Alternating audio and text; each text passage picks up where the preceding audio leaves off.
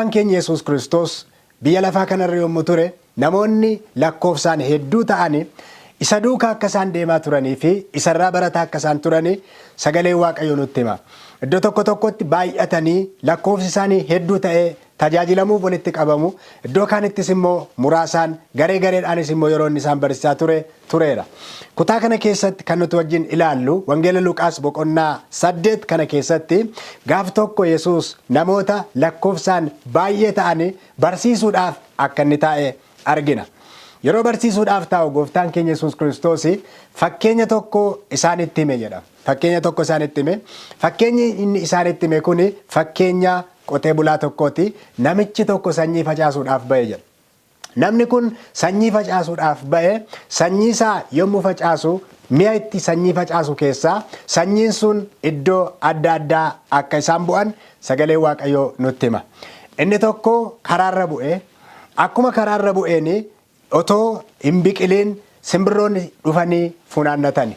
Namni sirree ejjetee sanyiin sun ija malee akka inni hafe kutaa kana keessatti argina. Inni lammaffaan immoo qoraattii keessa bu'e jedha. Lafa qoraattii keessa bu'e. Lafa qoraattii keessa bu'e kana akkuma inni biqileen qoraattiinis isa wajjin hin biqile. Isa wajjin yommuu biqilu qoraattiin hudhee sanyii kana ija malee hambise. Inni kaan immoo dhagaarra bu'e jedha. Dhagaarra bu'ee dafee biqilee haa ta'u malee jallisaa dhagaa waan ta'eef hidda gadi fagoo godhachuu hin dandeenye. Kanaaf innis otoo ija hin godhatiin hafe jedha. Inni arfaffaan immoo lafa gaariirra bu'e. Lafa gaariirra bu'ee biqilee guddatee ija gaarii godhatee ijji isaas immoo dachaa dhibbaa ta'ee jedha. Kanaaf Yesuus fakkeenya kana yommuu isaanitti himu bartoonni isa kana dhaggeeffatanii waa'ee wanta kanaa baruu hubachuu barbaadan. Yeroo inni fakkeenya kana isaanitti himu maaliif akka ta'e fakkeenya kun baay'inaan hin hubanne turan. Kanaaf gaaffii lama gurguddaa gaafatani. Inni jalqabaa maaliif fakkeenyaan barsiiftaa kan jedhu ture. Irra deddeebi'ee iddoo adda addaatti Yesuus fakkeenyaan barsiisaa ture. Maaliif fakkeenyaan barsiista kan jedhu gaaffii isaanii isa jalqabaa ture. Kana eessaa arganna? Maatiyos boqonnaa 13 lakkoofsa 10 hanga 11tti yommuu dubbisnu akkas jedha.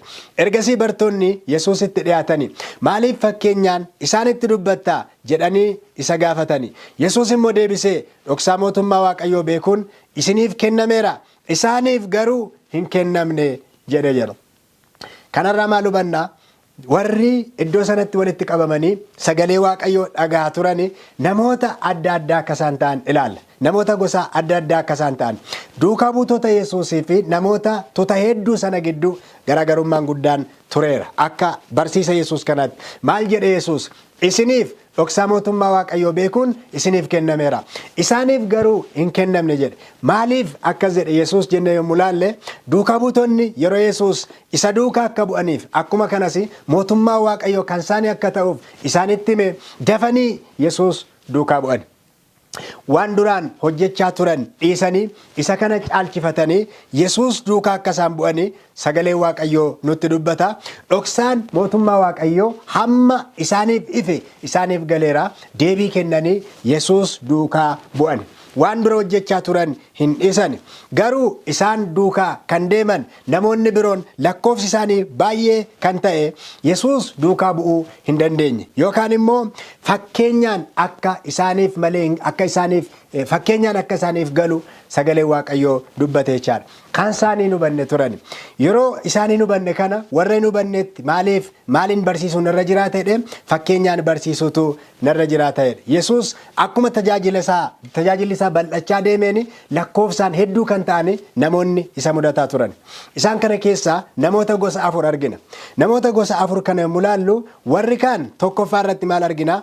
Fariisotaa fi gaggeessitoota mana amantaa argina. Isaan kun Yesuusitti hin amanne turan. Gaggeessitoota mana amantaa turanii, fariisota turanii, beektota ofiin jedhu turanii garuu Yesuusitti hin amanne isarraa faallaa jireenya isaarraa fagoo turan. Warri kaan immoo namoota milikkitaaf dinqii ilaaluudhaaf isa duukaa deeman turan. Yesuus duukaa deemu. Maaliif isa duukaa deemu? Isatti amanuuf miti, isaan fayyuuf miti, waan inni hojjetu milikkitaaf dinqii adda addaa waan hojjetuuf har'ammoo maal hojjeta jedhanii isa ilaaluuf tarii achirraa ka'anii waan hojjeturraa ka'anii dubbii isa irratti barbaaduuf kan isa duukaa adeeman namoonni akkasii turaniiru. Isa kana wangeela Yohaannis boqonnaa 6 lakkoofsa 66 irraa yommuu dubbistan kan argachuu dandeessu. Sadaffaa irratti namoonni Yesuus wajjin deemaa turanii kan biroon warra akka sooressicha gowwaa Luqaas boqonnaa 18 lakkoofsa 18 qabdanii yommuu dubbistan kan argattan namoonni akkasii turan hanga lakkoofsa 30 warra akka sooressicha gowwaa. Sooressi gowwaan kun Yesuusin ni barbaada ture, garuu Yesuus duukaa bu'uu hin barbaadu ture. Maaliif? Yaadni isaa iddoo lama waan tureef, jireenyi isaa iddoo lama waan tureef, biyya lafaa keessa waan barbaadu waan qabuuf, amala dhiisuu hin barbaanne waan qabuuf, isa biyya lafaa keessaas qabeenya isaas akkuma kana Yesuusinis waan barbaaduuf lamaan isaa wal faana deemsisuun isaatti ulfaataa ture. Kanaaf Yesuusin hin barbaada, garuu isa duukaa bu'uu hin barbaadu. Waa biraa dhiisuu hin barbaadu. Warreen akkasii turaniiru baay'een isaanii. Arfaffaanii kan isa duukaa deemaa turanii kan dhugaadhaan isa duukaa bu'anii fi akkuma kana aarsaa gaafatu hundumaa wajjiniin isa hordofuuf kan murteeffatan turan warra akka duukaa buutotaa jiruu isaanii hojii isaanii isa duraa dhiisanii isa duukaa bu'anii. Kanaaf gooftaa Yesuus isaan kana hundumaa walitti qabeemu dubbatu. Bartoota isaatiin maal jedha yeroo isaan gaaffii gaafatan? Isaan kun warra yoo fakkeenyaan isaanitti himame malee isaaniif hin galleedha. Isiniif garuu dhoksaan mootummaa Waaqayyoo isiniif galeera jedhe gaaffiin inni duraa isaan gaafatan isa kana ture. Caalmaatti waa'ee isaa baruu barbaadanii. Gaaffiin inni lammaffaan maal jedha? Hiikkaan fakkeenyichaa maali kan jedhu ture. Hiikkaan fakkeenyichaa maali?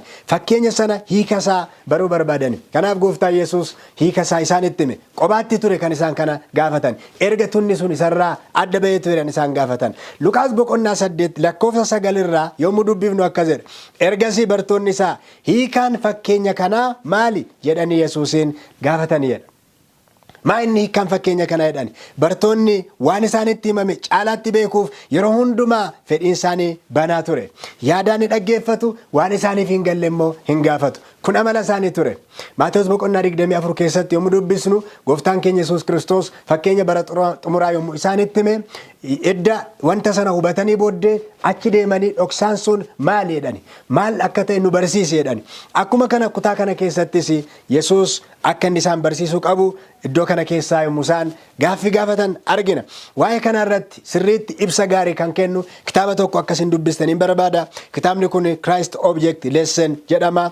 Fakkeenya gooftaan keenya Yesuus Kiristoos ittiin barsiisaa ture kan jedhamudha. Kitaabni kun seenaa kana wajjin kan wal qabatu barumsa guddaa of keessaa qaba. Dhuunfaa keessaniin akka dubbistan isin jajjabeessuun barbaada. Kitaaba kanarraa fuula 35 irraa akkas jedha. Duukaa buutonni fakkeenyicha hin hubanne turani. Garuu hubachuuf fedhiin isaanii kaka'aa ture. Dhuunfaadhaan gara Yesuus dhufanii fakkeenyicha irratti ibsa gaafataniidha. Fedhiin isaanii banaa ture. Waan hundumaa guutummaa guutuutti hin hubanne waan isaanitti dubbatame garuu hubachuudhaaf gaafachuudhaaf yeroo hundumaa hawwii qabu ture. Kanaaf Yesuusin dhufanii waan isaa hubachuu barbaadan. Dhuunfaatti akka inni isaan barsiisuu barbaadan. Kun fedhii Yesuus isaan keessatti kakaasuu barbaade ture jedha. Fakkeenya kana kan dubbateef maaliif gooftaa Yesuus fedhii isaanii kaasuuf ture. Yaadni isaanii akka banamu waan biraa waan isaanitti himu barumsa dabalataa waan qabuuf yaadni isaanii akka kaka'u ture. Akkuma beekamu fakkeenyi yommuu barumsa keessatti hojiirra oolu akka yaadni namaa yaada sana qabachuudhaaf kaka'u taasisa jechaadha. Kanaaf gooftaa Yesuus kan isaan barsiisu kan isaan itti himuu barbaade waan baay'ee qaba. Kanaaf iyyuu yaada isaanii isa kaka'aa kana argee baay'ee itti tole jedha. Qajeelfamoota dabalataa biroos isaan gorsuuf Yesuus qophaa'aa ture. Itti fufee fakkeenyicha isaaniif ibse. Inni warra onnee qulqulluun hubannaa dubbii isaa barbaadan hundumaaf ni ibsa jedha. Maqaan Waaqayyoo kan galateeffame haa ta'u. Kanarraa inni guddaan nuti barru qabxii kanadha. Gooftaan keenya Yesuus Kiristoos har'as akkuma kana hojii isaa yommuu hojjetu bartoota isaa duukaa buutota isaa warra bara kanaafis sagalee isaa dubbii isaa yommuu ibsu warra onnee qulqulluudhaan hubannaa dubbii isaa barbaadan garaa isaaniirraa isa baruu warra barbaadaniif dhugaa isaanii ibsa jedha. Warri ifaafurri qulqulluun kennu fudhachuun onneen isaanii banan dubbii Waaqayyoo qo'achuudhaaf of kennan wallaalummaa dubbichaatiin dukkana keessatti hin hafani jedha. Galanni Waaqayyoof haa ta'u. Warri dubbii Waaqayyoo baruudhaaf of qopheessan sagalee Waaqayyoo baruudhaaf warri of qopheessan isaan dukkana keessatti matumaa hin hafani. har'aa dukkanni guddaan biyya lafaa kan inni qabatu yommuu sagalee waaqayyoo hubatamuu dhabudha. Yommuu namni dubbii waaqayyoo hubachuu dadhabudha. Kanaaf har'aa garaa qulqulluu, onnee qulqulluu waan hubatan, waan isaaniif hin galle akkuma kana waan xiqqoo qabatanii gara waaqayyootti waan caalchisanii baruudhaaf yommuu isaan dhiyaatanii akka inni waan baay'ee waaqayyo isaan barsiisuu danda'u sagalee waaqayyoo keessaa hubanna. Kanatti fufuudhaan egaa gooftaan keenya Yesuus Kiristoos fakkeenya kana isaanitti himee dabalataanis immoo fakkeenya sana erga isaanitti himee booddee isaan gaaffii gaafatanii gaaffii sanaafis hubannaa barbaachisu isaaniif kenne kutaa kana keessatti qabxii gurguddaa torbatu kaa'ame. Qabxii gurguddaa torbatu ka'e. Qabxii gurguddaa torban kana keessaa har'aa isa jalqabaa waliin ilaalla. Isa kaan yeroo itti aanu keessatti kan wajjiniin ilaallu ta'a. Kutaa isa jalqabaarraa yommuu kaanu isa keessaa tokko yommuu ilaallu waa'ee sanyiiti asirratti kan nuti hubannu.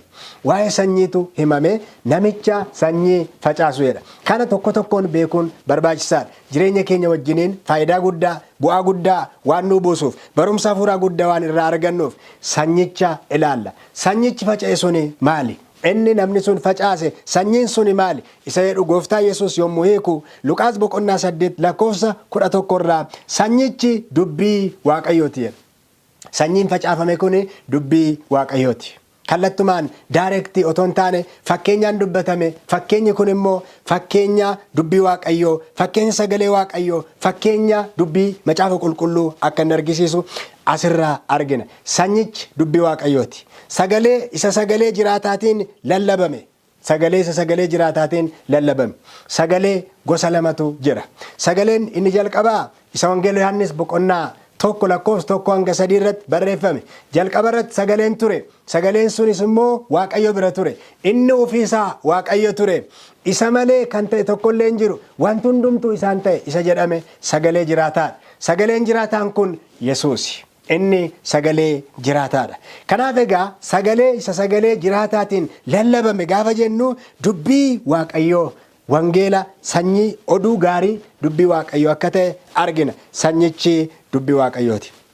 Gooftaan keenya Yesuus Kiristoos gara biyya lafaa kanaa yommuu dhufe sanyii facaasuudhaaf akkuma kana sanyii qabatee dhufe. Sanyiin inni qabatee dhufe sanyii wangeelaati. Sanyiin Yesuus facaase kun wangeelli Yesuus lallabe kun isa dura karaa tolchuudhaaf kan dhufe lallaba Yohaannis Cuuphaan lallabe wajjiniin wal fakkaata. Lallabni Yesuus lallaba Yohaannis Cuuphaa waliin tokko. Dirqamni nurraa eegamu ergaa Yohaannis Cuuphaaf ergaa Yesuus kana amannee fudhachuudha. Tajaajiltoonnis akkuma kana sanyicha facaasuudhaaf bahuu qabu. Ergaa Yesuusii fi ergaa Yohaannis Cuuphaa. Egaa Yesuus sanyii fidee dhufe. Sanyiin kun sanyii wangeelaati. Sanyii Yohaannis Cuuphaan lallabe. Lallaba Yesuusii fi lallaba Yohaannis Cuuphaa. Inni kun wal fakkaata. Wal qabatee deema. Yesuus irra deebi'ee lallaba sana lallabe. Sanyichi jireenya qaba ture. Sanyichi ifaaf abdii namootaa ture. Warri dhagaan onneen isaanii gammachuudhaan baqaa ture. Sagalee waaqayyoo kana yommuu dhagahan sanyii Yesuus fidee dhufe sana oduu misraachoo sana wangeela bara waa'ee jireenya bara waa'ee mootummaa waaqayyoo sana Yesuus kan lallabaa ture. Namoonni yommuu kana dhagahan garaan isaanii raafamaa ture jedha. Wangeela Luqaas boqonnaa 24 lakkoofsa 32 irraa yommuu dubbisnu akkas jedha. Isaan immoo yeroo inni karaatti nutti dubbachaa macaafa keessatti kan caafames nuuf ibsaa dhufe garaan keenya irraafame mitiiree waliin jedhan. Gooftaa Yesuus du'aa ka'ee gara karaa Imaahus irra adeemaa ture. Ganama sana bartoonni akkuma kana biyya sana keessa namoonni jiraatan raafama guddaa keessa turan. Maaliif guyyaa 2 dura kana jechuun gaafa guyyaa jimaataa Gooftaa Yesuus fannoo irratti fannifame. Bartoonni isaa baay'ee gaddaan garaan isaanii cabee ture. Baay'ee abdii kutatanii turan. Oduunsaa achi naannoo sana sirriitti guuteera. Gaafa dilbataa ganama immoo gaafa jalqaba torbanii dabalataan oduun kan biraan dhufe. Innis warri ganamaan gara awwaala Yesuus dhaqan reeffi Yesuus awwaala sana keessa hin jiru. Awwaalli sun banaa ture. Kanaaf qooda gammaduu abdii kutatanii hin gaddani. Kanaaf reeffi isaa awwaala keessaa dhabame jedhamee oduun yommuu dhagahamu namoonni naannoo sanaa karaarra adeemaa turan keessumaa warri Yesuus Kiristoositti amananii turan waa'ee isaa sirriitti dubbachaa turan. Kanaaf namoonni karaa sanarra deemaa turan daandii Imaa'us kanarra waliin oduu ifatanii odeessaa deemu waa'ee ta'ii yeroo sana ta'e.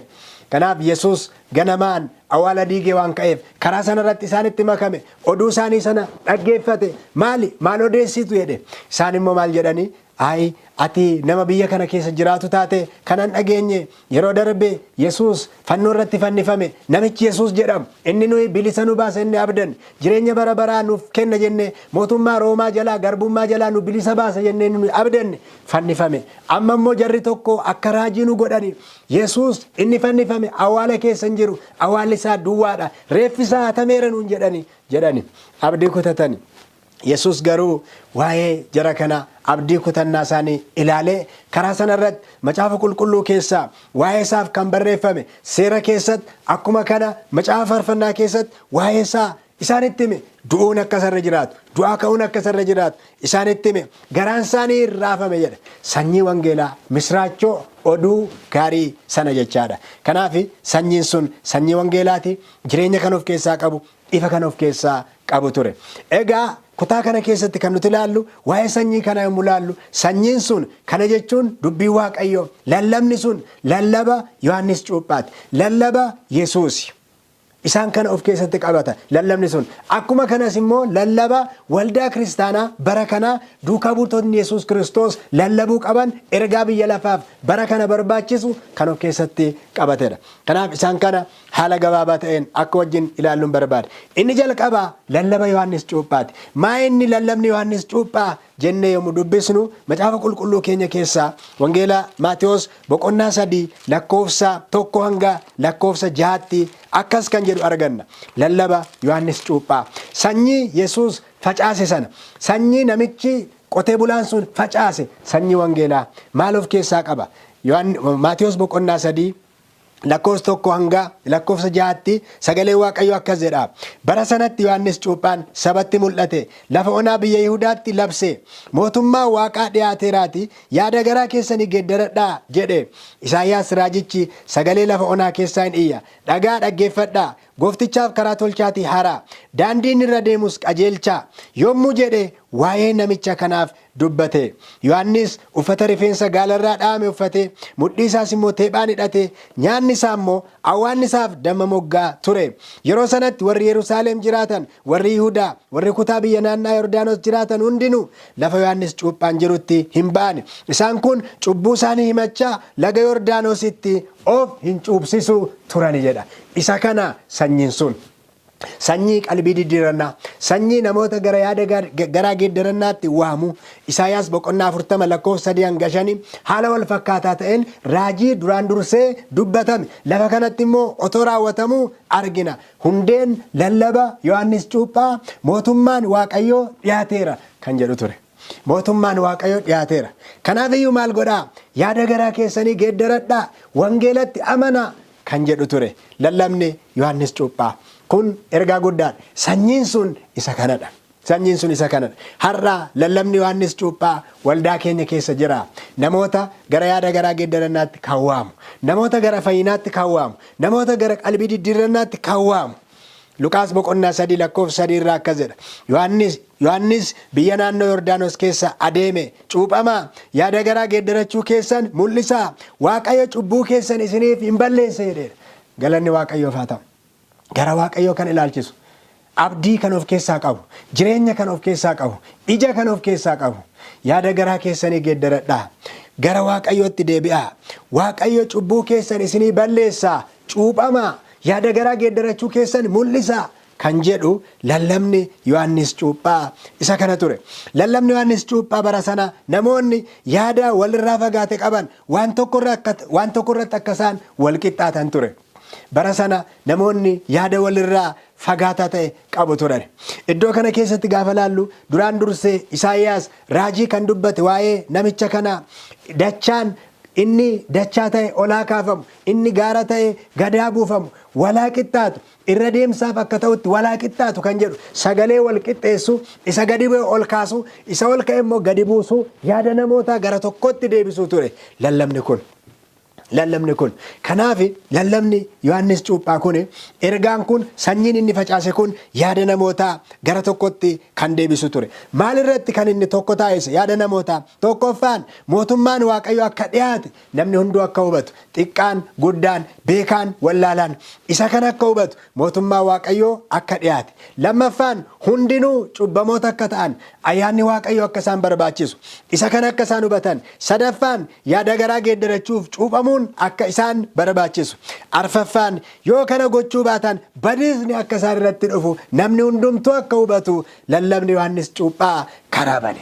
Namoota wal qixxeesse dachaa isa gadi bu'e warra abdii kutatan warra mooraaliin isaanii gajjallaa ture akka inni ol ka'u taasise. Warra immoo nuyi qulqulloota nuyi rakkina hin qabnu jedhanii of tuulan immoo akka isaan gadi bu'an hundumtuu fannoo Yesuus jalatti akka isaan tokko ta'an taasise lallabni kun. Kana gochuufis hafuura Waaqayyoo fi kana hafuura Waaqayyootti fayyadame Yohaannis. Hafuurri Waaqayyoo isa keessa ture. Ayyaanni Waaqayyoo isa gargaaraa ture. Kanaaf egaa har'as immoo maaltu barbaachisaa? Ergaa fi hubannaa wal fakkaataa akkasiitu waldaa kiristaanaa barbaachisa. Hubannaa wal fakkaataa akkasii mootummaa Waaqayyoo akka dhiyaate akkuma kana hundinuu cubbamoota akka ta'an yaada garaa geeddarachuu fi cuuphamuudhaan gara sagalee Waaqayyootti gara dubbii Waaqayyootti dhufuun kan nu barbaachisu. Yoo kana gochuu baanne badiisni firdiin nutti akka dhufu isa kana waldaan hubachuu qabdi, biyyi lafaa hubachuu qaba, dhaloonni hundumtuu hubachuu qaba. Kanaaf immoo qobaa gochuun hin danda'amu. Maaltu nu barbaachisa? Hafuura Waaqayyoo nu barbaachisa. Humna Waaqayyoo nu barbaachisa. Isa kana ergaan waldaan kiristaanaa har'aa barbaaddu. Kanaaf lallabni Yohaannis Cuuphaa isa kana ture. Lallaba Yesuus gaafa laallu lallabni Yesuus isuma kana wajjiniin kan wal fakkaatudha jenneerra. Lallabni Yesuus lallaba Yohaannis Cuuphaa kana wajjiniin wal fakkaata. Lallabni Yohaannis Cuuphaaf lallabni Yesuus akkamitti wal fakkaata? Maarkoos boqonnaa 1 lakkoofsa 1 hanga lakkoofsa 14 hanga 15 yommuu dubbisnu akkas jedha. Innis barichi raawwatameera, mootummaa Waaqayyoos dhiyaateera. Yaada garaa keessanii geeddaradhaa, wangeelatti amanaa jedha. Kana jechuun Yohaannis ergaa isarraa eegamu sagalee barbaachisaa ta'e erga lallabee booddee Yohaannis mana hidhaatti dabarfamee kenname. Sababii sanyii gaarii sana facaaseef, sababii namoota gara yaada garaa geeddarannaatti waameef, sababii dhugaa dubbateef, sababii sanyii dhugaa kana facaaseef seexanni Yohaannis akka inni mana hidhaatti dabarfamee kennamu taasise. Haa ta'u malee garuu Yesuus yeruma sana hojii isaa jalqabe jedha. Kanaaf inni maal godhe? Gara Galiilaa dhufee sana booddee maal jedhee? Barichi raawwatameera, mootummaa Waaqayyoos dhiyaateera, yaada garaa keessanii geeddaradhaa, wangeelattis immoo amanaa jedha. Yaada garaa keessanii geeddaradhaa, wangeelatti amanaa. Kana ture sanyiin Yesuus facaase. Sanyichi isa kana ture. Sanyii gara yaada garaa geeddarannaatti nama waamu. Sanyii kanatu faca'e. Yerichi gaheera jedhe Yesuus. Mootummaan Waaqayyoo dhiyaateera jedhe. Yaada garaa keessanii geeddaradhaa jedhe. Daani'el boqonnaa 7 lakkoofsa 22 yeroon warri Waaqayyoof qulqullaa'an itti mootummicha qabatan hin gahe jedha. Yerootu gahe. Waa'ee yeroo. Abdiin kanaan dura dubbatame. Misraachoon kanaan dura himame. Yeroon isaa akka inni raawwatamuudhaaf jala gahe Yesuus isaanitti hime. Daani'el duraan dursee kana dubbateera. Yeroon warri Waaqayyoof qulqullaa'an itti mootummicha qabatan hin gahe. Akkuma kana Galaatiyaa boqonnaa 4 lakkoofsa 4 irraa barri murameef sun yommuu guutetti Waaqayyo ilma isaa erge jedha. Ergaan yeroo sanatti barbaachisu kana ture. Misraachoon yeroo sanatti barbaachisu kana ture. Sanyii gaariin yeroo sana yaada akkuma kana qalbii namaatti sammuu namaatti faca'uu qabu isa kana ture. Namni hundumtuu kan dhagahee akka inni ija godhatuuf deebii kennuu qabu irratti hojjechuu qabu isa kana ture. Barri murameef sun yommuu guutetti Waaqayyo ilma isaa erge. Kana lallabni Yesuus. Sanyiin sun sanyii Yohaannis Cuuphaan facaase, sanyii Yesuus facaase, sanyiin sun sanyii yaada garaa geeddarannaati. Sanyii wangeelaati. Har'aa anaaf isinirraa maaltu eegama? Kan waldaan kiristaanaa har'a qabattee ba'uu qabdu, sanyiin waldaan facaasuu qabdu har'a maali jennee gaafa dubbisnu inni kunis isuma sana wajjin kan wal fakkaatu ergaa wal fakkaataa. Sababiin isaa baroota keessatti Waaqayyo kaayyoo adda addaan qabu, karoora adda addaan qabu. Karoorri Waaqayyo tokkoof tokko ilmaan namootaa fayyisuudha, cubbamoota fayyisuudha, mootummaa Waaqayyoof namoota qopheessuudha. Kanaaf yaada sanarraa fagoo ta'e miti har'as lallaba waldaa kiristaanaa innis mootummaan Waaqayyoo dhiyaateera kan jedhu caalmaatti bara kana kan barbaachisu. Kana immoo isa arganna wangeela Maatewos boqonnaa 10 lakkoofsa 5 hanga 8 gooftaan keenya Yesuus Kiristoos duuka buutota isaaf akeekkachiisa kennee dhaqaa hojii kana hojjedhaa yommuu jedhe kutaa kana keessatti argina. Qajeelfama yommuu isaaniif kennu argina. Qajeelfamni isaaniif kennu akkas kan jedhu ture.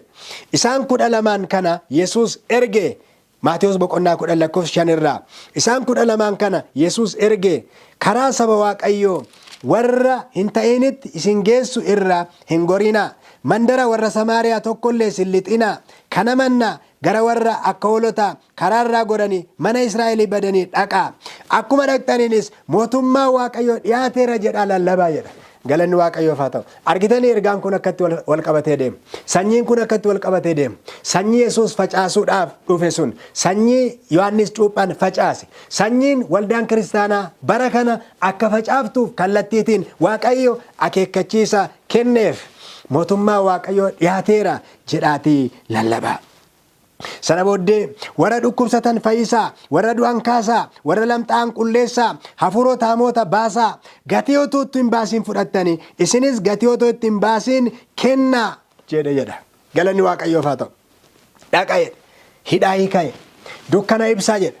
Warra jaaman agartuu isaanii deebisaa, warra duudan gurra isaanii banaa, warra dhukkubsatan fayyisaa, warra lamxaa'an qulleessaa, hafuurota hamoota immoo baasaa jedhe gooftaa Yesuus. Humnaan akka isaan lallaban gaaffii bara sana jiru Waaqayyoon ta'anii akka isaan deebisan Waaqayyoo akeekkachiisa kana isaaniif kenne. Gooftaa Yesuus wangeela humnaan lallabamu, misraacha humnaan himamu, kan ijji isaa mul'atu, kan bu'aan isaa beekamu dhaqa jedha. Kana keessatti waan inni tuqe tokko maal inni kana hundumaa warra du'an yommuu kaastan, warra dhukkubsatan yommuu fayyistan, warra lamxaa'an yommuu qulleessitan, warra jaaman yommuu bantan, warra hafuura xuraadhaan qabaman yommuu bilisa baaftan, isa kana hundumaa tola fudhattanii tola kennaa jedhe. Isaaf gatii tokkollee fudhattu kan inni jedhe hin jiru. Gatiin isaanii Yesuus bira isatu isaaniif kenna waan ta'eef isa tola fudhatan kana tola akka isaan dabarsanii kennan Yesuus iddoo kanatti bartoota isaa abboome. Isaanis dhaqanii akkuma kana godhan waanuma ajajaman raawwatani. Har'aoo sanyii wangeelaa namoota keenyatti facaafamu yookaan immoo naannoo keenyatti facaafamu kan akkamiiti? Sanyii wangeelaa akkamiitu naannoo keenyatti facaafamaa jira? Waldaa keenya keessatti sanyii wangeelaa akkamiitu facaafamaa jira? Nuyi sanyii wangeelaa akkamii facaasaatirra? Sagalee bilisa nama baasu moo kan nama garboomsu? Sagalee bilisa nama baasu moo kan nama garboomsu? Sagalee tola kennamu moo sagalee gurguramu? Sagalee aboodhaan lallabamu moo sagalee humna hin qabne kan har'aa darbaa jiru? Sanyiin kun humna qaba. Sanyiin kun ija qaba. Sagaleen kun hin fayyisa. Sagaleen kun hin hiika. Sagaleen kun hin ibsa. Sagaleen kun hojii hojjetu qaba. Waan hojjetu qaba. Humna qaba. Hin fayyisa. Hin sirreessa.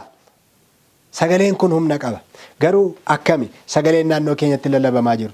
Har'a seexanni yaadni namaa sanyii kanarraa akka inni gargar fagaatu taasiseera. Sagaleen bara kana lallabamaa jiru sagalee bilisa nama baasu miti. Sagalee nama garboomsu malee.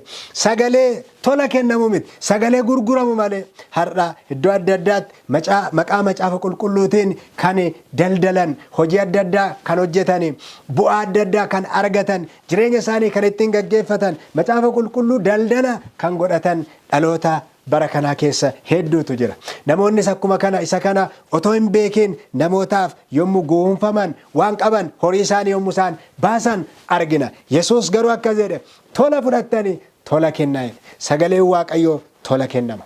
Kana gaafa jennu garuu gatii kan itti nuuf baase Yesuus. Yesuus gatii guddaatti nuuf baaseera. Nuuf garuu tola kenna. Isinis tola kennaa jedhe. Obboloota koo warri sagalee Waaqayyoo dhaga'uudhaaf kana kaffaltan, kadhannaadhaaf namoonni horii isin gaafatan, wantoota adda addaatiif, lallabaaf, fayyinaaf, wantoota garagaraatiif namoonni horii isin gaafatan isaan kun namoota Waaqayyoo otoo hin taane namoota Waaqayyoon faallaa warra ta'anidha. Dubbii Waaqayyoo wajjiniin kan hin deemne warra hojii mataa isaanii uummatanidha. Sagalee Waaqayyoo tola kennama. Aneef isinoo bolota koo sagalee waaqayyoo kan akka waldaatti akka dhuunfaatti tola kennuudhaaf iddoo barbaadamu hundumaatti facaasuudhaaf hammam qophii qabna isa jedhu ilaaluu nu barbaachisa. Maatewos boqonnaa 24 lakkoofsa 14 irraa sagalee waaqayyoo akkas jedha. Wangeelli mootummaa kun guutummaa biyya lafaatti in lallabama. Kana booddees dhumni hin dhufa jedha. Maqaan waaqayyoo galateeffamu. Sanyiin sun biyya lafaa kana gara xumuraatti fida. Biyya lafaa kana gara xumuraatti fida. Nama hundumaa bira gaafa ga'u, nama hundumaatti gaafa lallabamu dhumatu dhufa jedha. Dhuma akkamiitu dhufa? Dhuma du'aatu dhufa. Dhuma rakkinaatu dhufa. Dhuma dhukkubaatu dhufa. Dhuma qormaata adda addaatu dhufa. Isaan kun akka gara xumuraatti dhufan taasisa.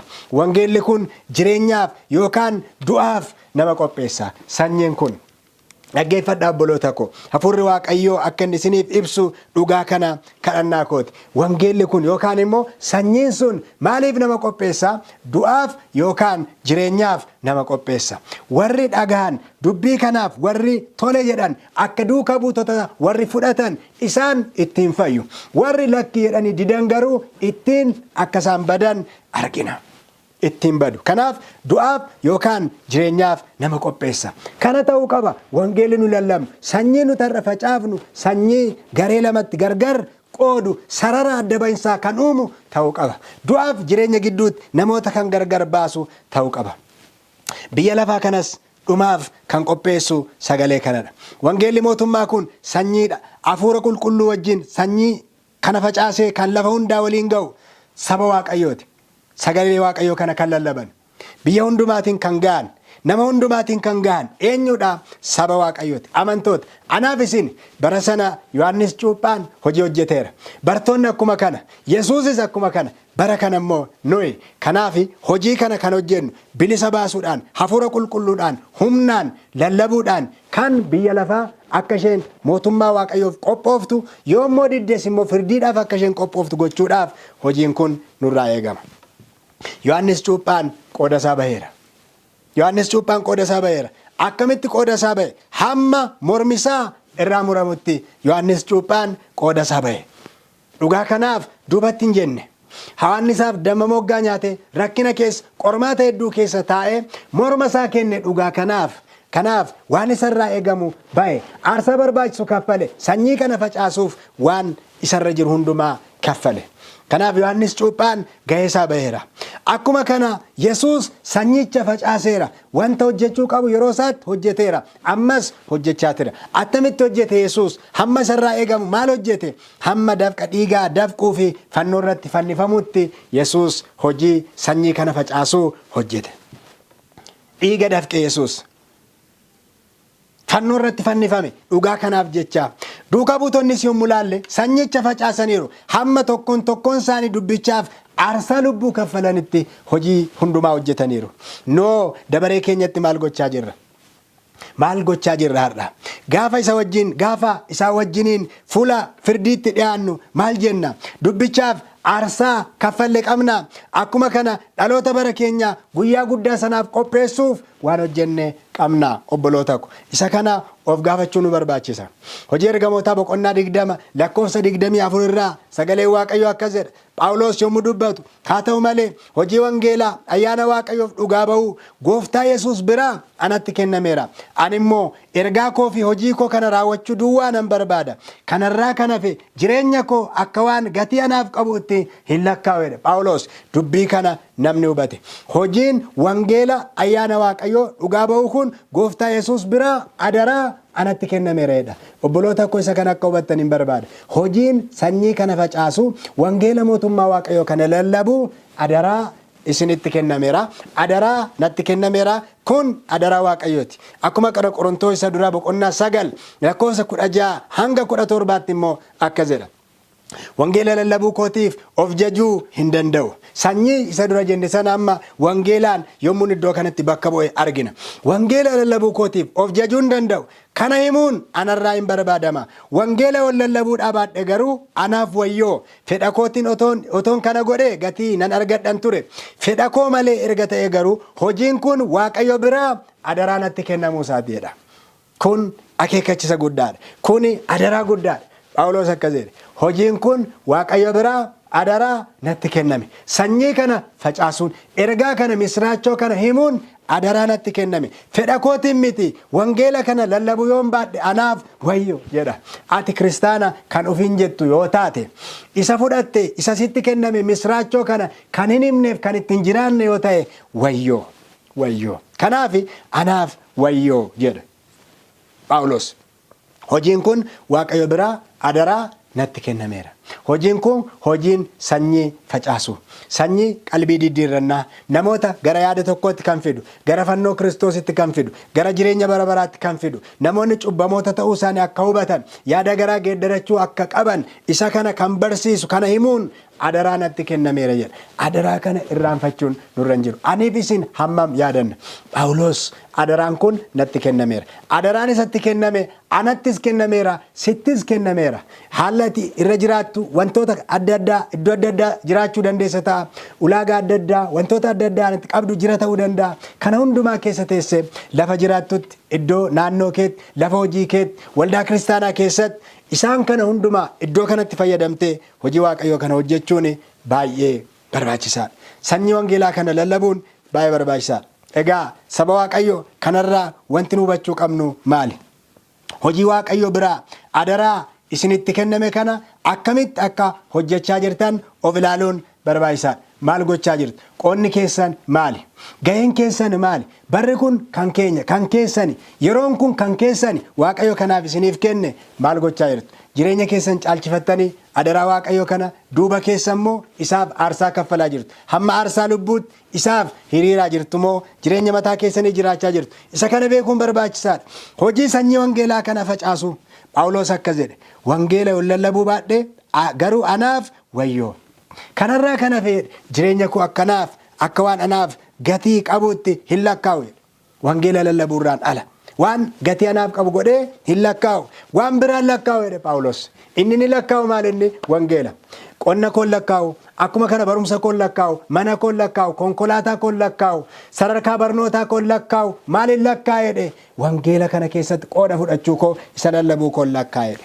Meeqa keessantu murtee Phaawulos kana Waaqayyo duratti murteeffachuu barbaada har'a? Wanti nuti lakkoofnu kan biyya lafaa hundisaayyuu asitti hafa. Sanyii wangeelaa kana facaasu, mootummaa Waaqayyoo kanaaf nama qopheessuu fi dubbii jireenya bara baraa kana misraachoo kana namootatti himu, isa kana lakkaawwachuun garuu gatii guddaa qaba. Xumura irrattis immoo badhaasa guddaa fidatee dhufa. Kan akka goonuuf Waaqayyo hunduma keenya haa gargaaru. Obboloota koo yaada keessan ilaalaa, jireenya keessan ilaalaa, fedha Waaqayyo wajjin, dubbii Waaqayyo wajjiniin yaada keessan qajeelchaa. Jireenya keessan keessatti, hojii keessan guyyaa guyyaa keessatti wangeela mootummaa Waaqayyo kana ol qabu, sanyii wangeelaa kana facaasuuf yeroo fudhachuun isinirra jiraata. Warri kanan goone gara Waaqayyootti, gara dubbii Waaqayyootti deebitanii qalbii diddiirachuun nurra jira. Akka waldaatti, akka dhuunfaatti yeroo dhume kanatti sanyii wangeelaa kana facaasuun nu barbaachisa. Kan akka goonuuf Waaqayyo ayyaana isaatiin hunduma keenya haa gargaaru. Sadhageenya Waaqayyo nuuf haa eebbisu. Kadhannaa goonee gara xumuraatti finna. Barri kee bara baraani dhuman qabu. Mootummaan kee mootummaa bara baraati. Homtuu ol si butuu gadi si buusuu hin danda'u. Waan hundumaa gararraa jiraatta. Maqaa gooftaa Yesuusiin galanni siif haa ta'u. Sagalee keetiin gara keenya waan dhufteef maqaan kee haa eebbifamu. Ammas yaa gooftaa dubbii jireenyaa kana, sanyii jireenyaa kana isa gara yaada garaa geeddarannaatti, gara fayyinaatti, gara mootummaa Waaqayyootti nama waamu kana yaa gooftaa yeroo kanatti kan dubbii kana barbaachisu jira. Yaa Waaqayyo ati akka nu gargaartu sabni kee dhaabatee, sabni kee ba'ee socho'ee karaa adda addaa akka dhuunfaatti akka waliinitti hojii kee hojjechuu, dubbii jireenya bara baraa wangeela kana ol qabuu akka danda'uuf yaa gooftaa saba kee akkati kaaftu jaalala kee haa ta'u. Nu eebbisi. Dubbii dhageenya kanaan jireenya bara baraaf akka qophoof warra kaanis akka qopheessinuuf nu gargaari. Waan nu dhageesseef immoo si haa galatu. Maqaa gooftaa Yesuusiin si kadhanna. Ameen.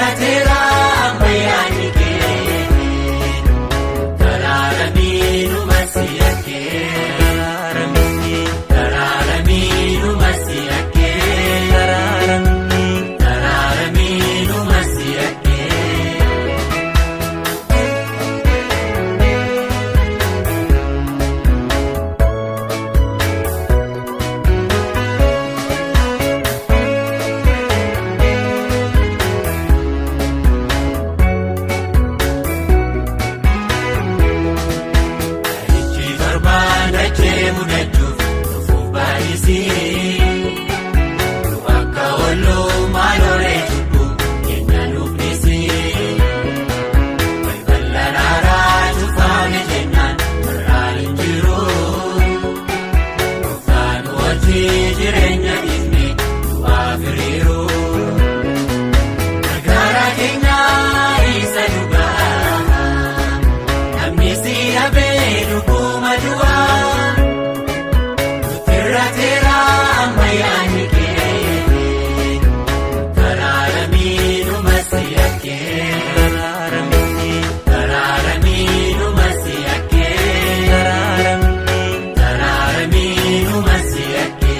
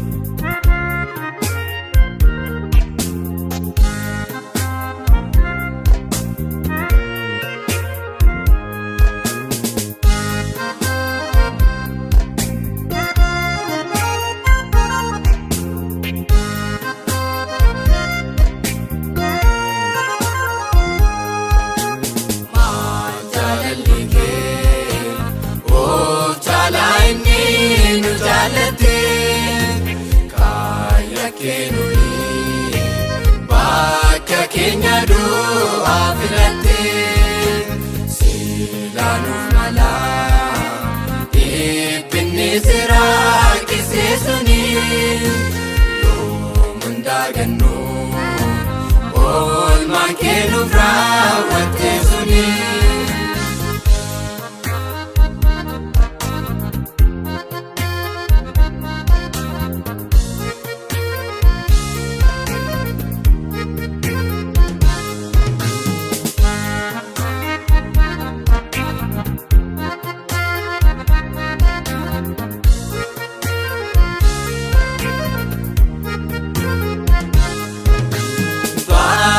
Sakinya muture kana tabamu murtiin du'a mara keenyatti murteeffamu karaa keetirraa gurree abboonni kennan dubbii keessaa nutti himteessaa nan dhageenye maal jaalalli kee oo caalaa inni. Kaya kenuri bakka keenya du'aa filattee silaanuuf malaa dhiibbinni siraa kiseessuni yoom hundaagannu oolmaan kennuuf raawwattee suni.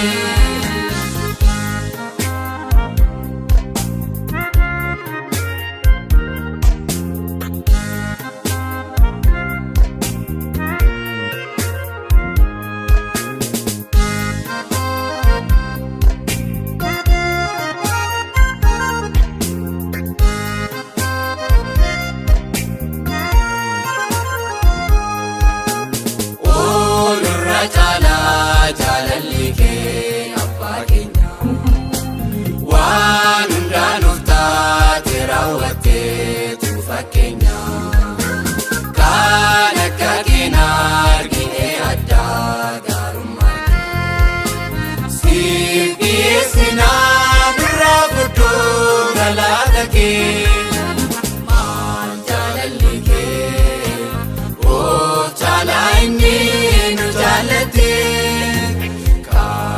Kenuri bakka keenya du'aa filattee silaanuuf malaa dhiibbinni siraa kiseessuni yoo argannu oolmaa kee nuuf raawwate.